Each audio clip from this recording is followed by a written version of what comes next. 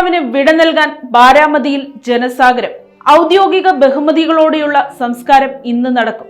ബുധനാഴ്ച രാവിലെ ബാരാമതിയിലുണ്ടായ ദാരുണമായ വിമാനാപകടത്തിലാണ് 66-കാരനായ അജിത് പവാർ മരണത്തിന് കീഴടങ്ങിയത്.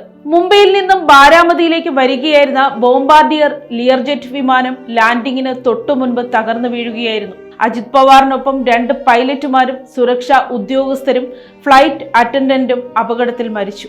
സ്വന്തം തട്ടകമായ ബാരാമതിയിൽ വെച്ച് തന്നെ പ്രിയ നേതാവിന്റെ ജീവൻ പൊലിഞ്ഞത് അണികളെയും ദേശവാസികളെയും ഒരുപോലെ കണ്ണീരിലാഴ്ത്തിയിരിക്കുകയാണ്.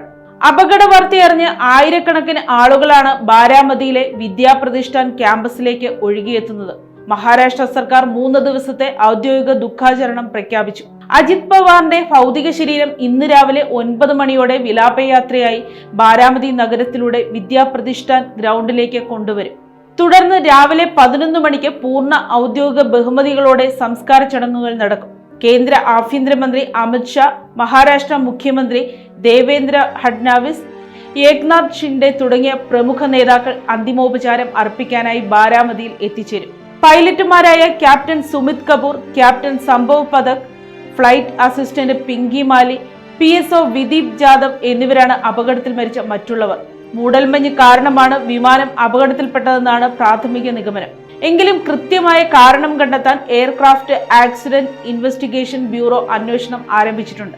കർഷകരുടെ പ്രശ്നങ്ങളിൽ സജീവമായി ഇടപെട്ടിരുന്ന, എന്നും ജനങ്ങൾക്കിടയിൽ ജീവിച്ച അജിത് ദാദയുടെ വിയോഗം മഹാരാഷ്ട്ര രാഷ്ട്രീയത്തിന് തീരാ നഷ്ടം തന്നെയാണ്.